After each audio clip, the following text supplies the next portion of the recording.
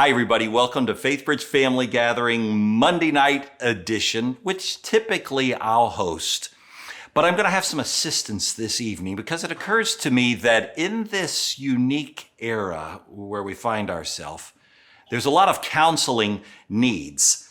And we have several wonderful counselors in the church. I've asked two in particular, Desi Teague and Matthew Bailey. Both of them are LPCs and have full counseling jobs themselves, in addition to the music that you see them do sometimes on the weekends in worship. And I've asked Pastor Dan to assist, just to do a little bit of an interview, because I think maybe they would have some things that could be beneficial for all of us, as all of us are navigating the normal stresses of life, plus.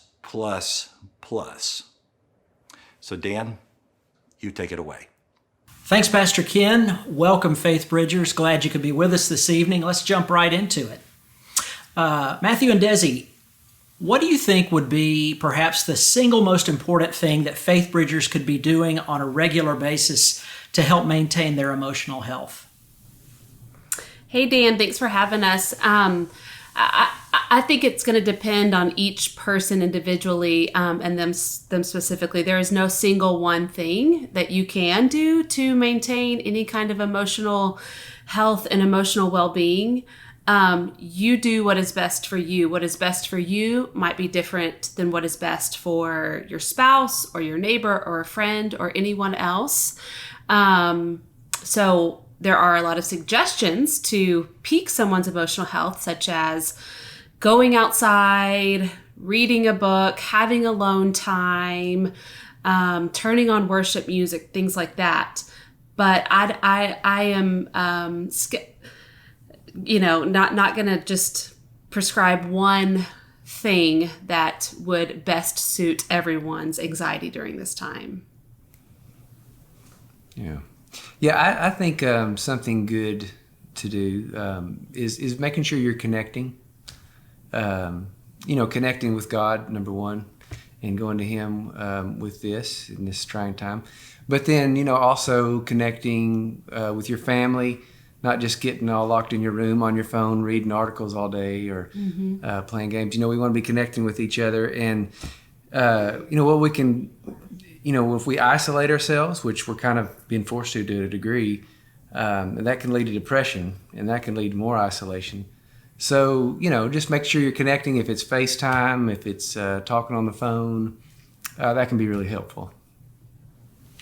Good. Matthew, you actually anticipated my second question just a little bit. I wanted to know, might there be some behaviors or habits or attitudes that we definitely want to avoid, things that we might not be consciously doing, but strictly out of habit, just because we've lived together a long time, we find ourselves slipping into these patterns? What might some of those be? I think, like I was just saying, isolating, because we're to a degree we have to kind of do that. I mean, social distancing. But making sure we're not doing that. What are we going to for comfort? Are we like, running to the cupboard more than normal, or running to drink or whatever else that just for comfort? Because this is kind of a trying time. So that can be one thing. Also, if we spend too much time, we want to know what's going on. We don't want to stick our heads in the sand.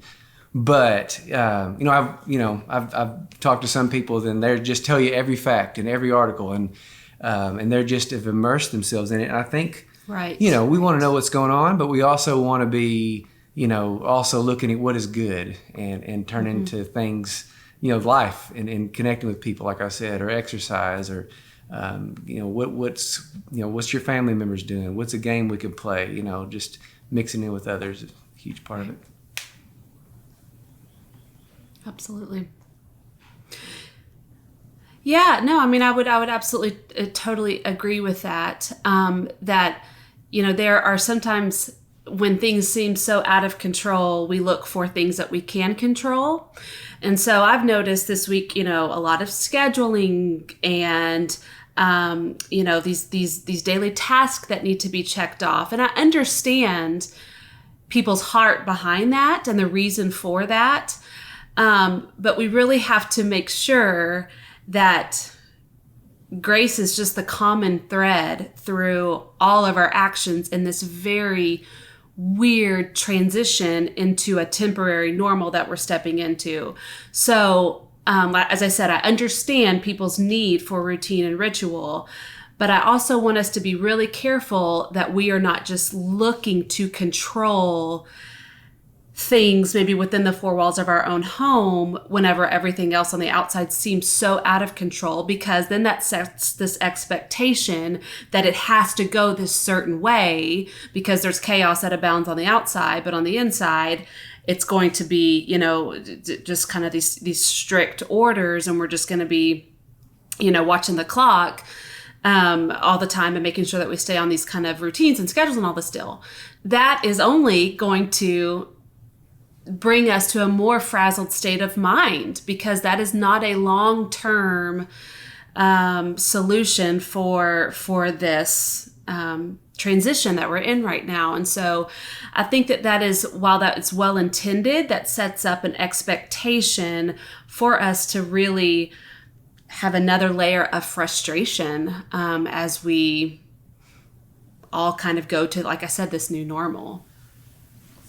I've spoken with a couple of people who have indicated they're starting to have feelings of anxiety. One even mentioned they felt a panic attack at one point coming on. What are some things people can do if they find themselves in this place to lower the level of anxiety? Mm-hmm.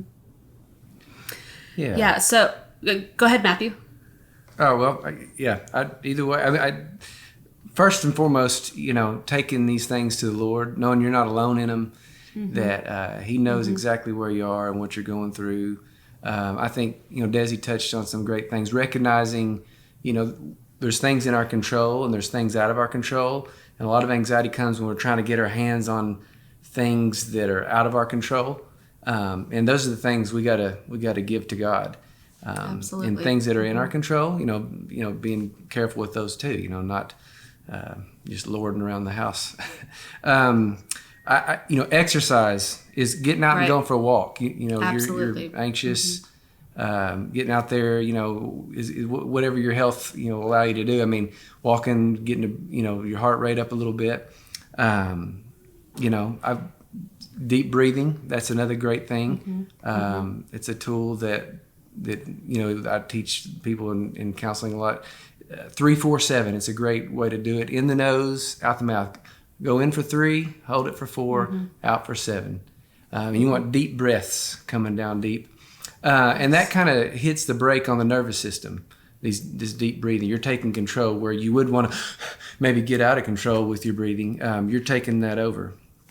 If you get really in a bad spot, that anxiety attack kind of thing, getting ice and placing it under your jaw and under your eye and above your eye, and just kind of, as long as you can handle it, rotating through there, which triggers the dive response, makes your brain think that you've gone underwater and starts telling your body to conserve energy, conserve oxygen. And then there's one other call that I was thinking about, and this was grounding. And that's just, a lot of times anxiety, we're super worried about the future, what could happen, or something in the past, but grounding kind of grounds us in the present moment. And you just use your 5 senses to describe what you're seeing. You might go outside and describe the surroundings. How many different kinds of trees or bushes can you pick out? What are the different cars? You might count how many cars you see on one street. How many textures can you feel if you're sitting somewhere? And just using your 5 senses to really ground you in this present moment, take you out of the possible future that could be horrible, or the past. Yeah, absolutely. I would 100. That's, all of those are super great techniques to combat anxiety. And friends, just be really conscientious of what we're taking in. Every time we turn on the TV, every time we open our phones, maybe, even within the context of the different types of modes of conversations that we can have with people, whether that be FaceTiming or texting or whatever, this is just everywhere, this pandemic that we're in. And while I'm not discouraging anybody to step away from reality, that is only going to increase our anxiety. So if we can just take a break from the severity of that, the weight of that, do that. You don't have to have the TV on all the time. Like I said, turn on worship music. Set an atmosphere of your home of peace as much as you possibly can, with kids running around and maybe already just a heightened atmosphere of anxiety. But step away from those things. Allow yourself time away from absorbing and taking in all of these, modes of media that are telling us, freak out, freak out, freak out, because it will indeed induce that in us. And so just be really aware of how what is adding to our thoughts, and then obviously increasing our anxiety too. Desi, both you and Matthew have kids at home. And something that we have to keep in mind is that their lives, of course, are being turned upside down just like ours.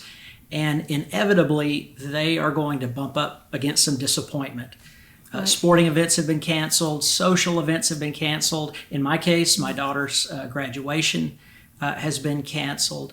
What are some ways that we can make this journey with our kids and help them deal with some of the disappointment, some of the hurt, some of the questions they have about what's going on? Yeah, so, first and foremost, I think that this last week to 2 weeks, it's hard to know now, but there was a shock to the fact that we were going to have to socially isolate and step into these new patterns of living. And so now we know, okay, this is going to be longer than expected. We need to kind of settle into this way of living now. So instead of kind of saying, well, I don't know if this is going to happen, now we might have some definitives that we know, okay, the birthday party's not going to happen, the baseball season is canceled, et cetera, things like that. The graduations, that kind of deal, are also canceled. And it's disappointing, Dan. I mean, there is no way to say that it's not. And I think for us parents, we want to fix that. We want to say it's okay. We want to say, but, here is this other, light at the end of the tunnel or silver lining to this. And I think that we underestimate that it's also okay for our kids to feel disappointed. It is disappointing. There is no way to fix that. There is no way to say, okay, now let me distract you and, let's turn this corner and talk about this thing. Like, no, we can just grieve the fact that our world feels like it is turned upside down. There were some really awesome things that we were looking forward to, that our kids were looking forward to and anticipating and expecting and planning for. And those things are not going to happen. And that is just really terrible. It's just awful. And they're going to feel that weight of that disappointment, and we're all going to be uncomfortable in that. And so it's almost like for us as parents and the adults, we have to be okay with them not being okay. We have to be okay with them being uncomfortable and accepting that disappointment. And so I think that is the best, kind of follow-up conversation to this whole, we don't know, this kind of gray zone that we've sat in for, maybe the past 2 weeks of, okay, now we need to just sit with this reality and grieve, and we're all in this together. Let them talk. You listen. You don't run to the rescue of trying to find an alternative, because there's probably not. And know that this emotional, uncomfortable feeling that we're sitting in and of itself is temporary. Yeah. Matthew, how are you and Lizzie walking with your kids through this?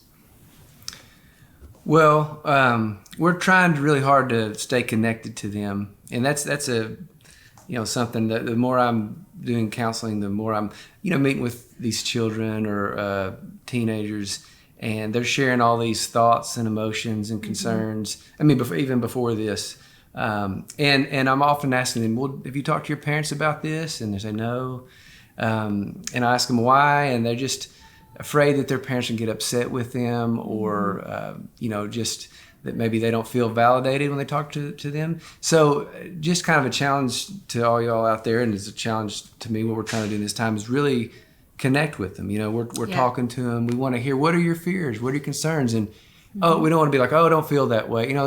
They can feel how they feel. Now, if there's some irrational thinking in there, maybe we can gently help them correct that. And but you want your kids to feel safe sharing whatever Totally. they're struggling with, whatever fears or concerns.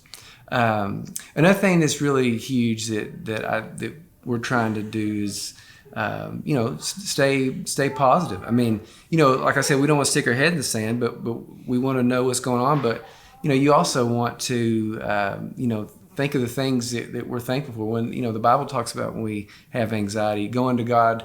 In Philippians chapter 4, it talks about going to Him with our requests with thanksgiving. Yeah.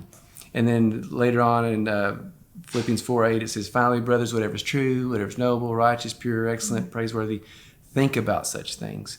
So, one of my kids the other day was just really just in the dumps and just crying and feeling all this stuff. And I just started asking her, are you thankful for this? Are you thankful? Well, I let her cry on my shoulder for a little bit. And then after a little bit, then I was like, well, are you thankful for this? Are you thankful for that? And she's like, yeah. And that thankfulness just really helped her turn the corner.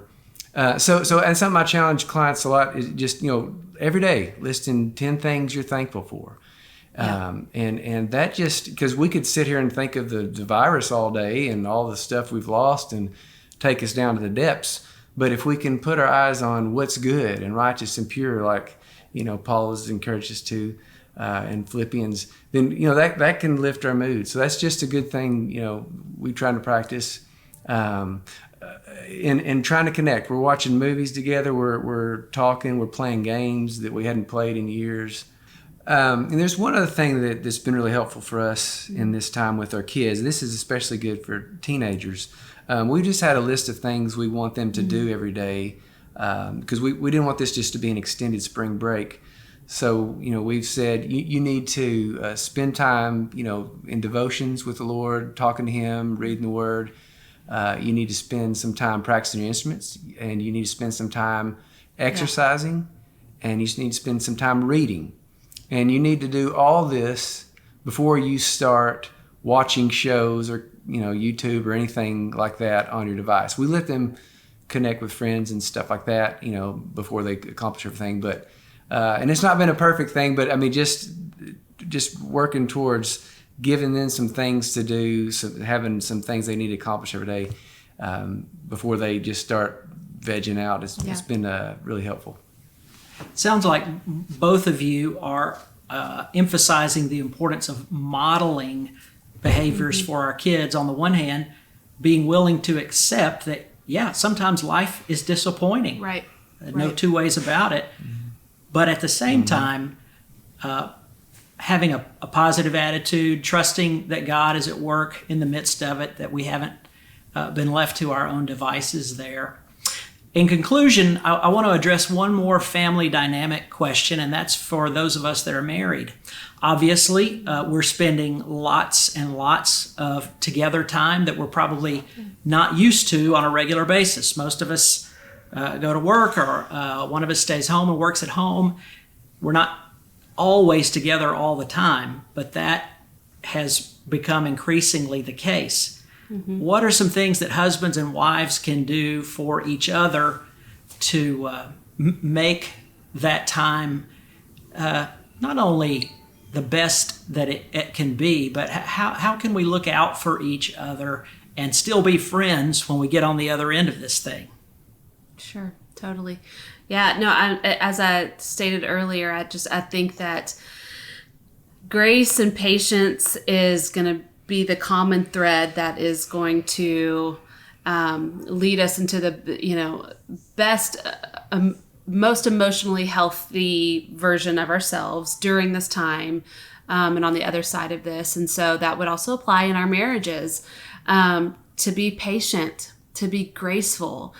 That other person is adjusting and is figuring out their new norm and this new pattern, and adjusting to having the kids at home and working from home, and just all of these new patterns that have been abruptly thrown at us. And so we can't be, so quick to be frustrated with that, although that's kind of, an easy emotion to go toward.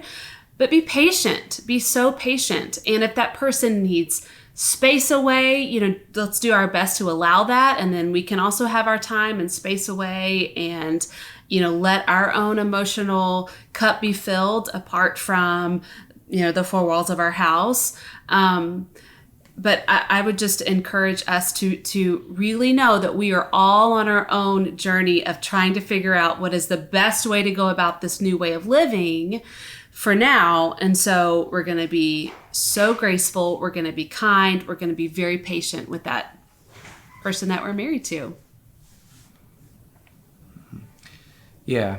Well, when I'm talking to people about marriage a lot, I think one trap we can fall in is when we're trying to make sure things are fair. It's 50-50. Mm-hmm. And I mean, we do want to, there is some give and take, definitely, but it's just healthier when we look at it more like I'm all in. It's 100-100, and it's not conditional. Totally. If we see, maybe we feel like we worked hard all day, and but then our spouse is struggling with it's a rough time for them, and we're thinking, well, here's all the stuff I've done today. That's just a recipe for disaster. Just choose to love and serve, even if you feel like you're giving that day 90%. Just go all in. 100%, loving and just really trying to be in tune with their needs. That's a huge thing. Sometimes it's, if we're trying to, keep it 50-50 or we're trying to suck life from our spouse, we need to find all that life from Christ and use that to pour into our spouse and not looking to necessarily get it in return. Hopefully we do. But and to do that, it takes some supernatural strength. It sounds kind of impossible, but just begging God for that strength and that life is huge. Amen.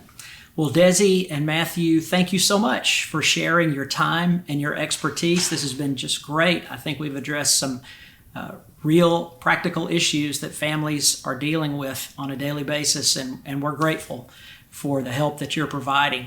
I know that both of you provide online audiovisual counseling at your respective practices. We're going to post your websites as well as the websites of some other counselors in the area on our website tomorrow. That's at faithbridge.org. Thanks, Pastor Ken, for this opportunity. Back to you. Hey, thanks, you three.